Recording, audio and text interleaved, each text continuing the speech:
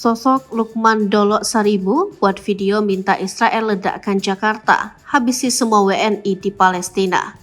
Media sosial diramaikan video kontroversial penistaan agama dan ujaran kebencian yang dibuat pria bernama Lukman Dolok Saribu. Di video itu, Lukman Dolok Saribu menghina Nabi Muhammad. Ia juga meminta Israel membunuh semua warga Indonesia yang berada di Palestina. Tak sampai di situ, dia juga memprovokasi agar militer meledakkan ibu kota Indonesia, Jakarta, karena ramainya isu kemanusiaan di Palestina. Belakangan diketahui, konten video itu dibuat Lukman di kedai tua di Kabupaten Toba. Kini Lukman sudah ditahan di Polda Sumut. Ia diserahkan keluarganya ke Polres Toba lalu dibawa ke Polda Sumut untuk pemeriksaan.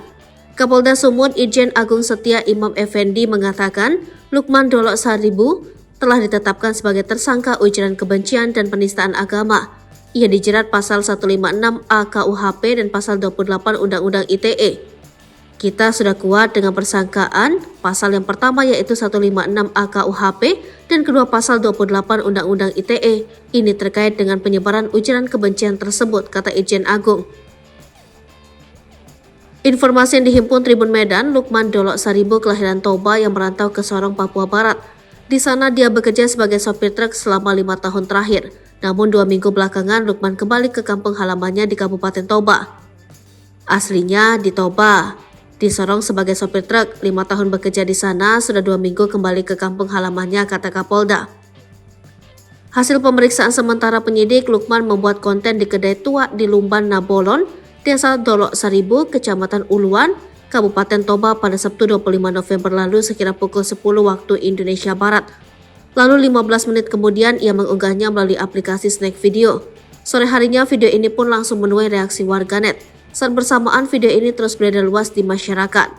Dalam video singkat itu, Lukman yang mengenakan kaos berwarna kuning ini meminta agar Israel membunuh semua warga Indonesia yang berada di sana.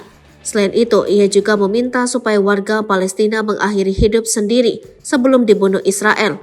Tak berhenti di sini, dia memprovokasi agar ibu kota Indonesia, Jakarta, diledakkan karena menurutnya warga Indonesia banyak komentar mengenai konflik kemanusiaan di Palestina. Selain itu, pria ini juga melakukan penistaan agama Islam.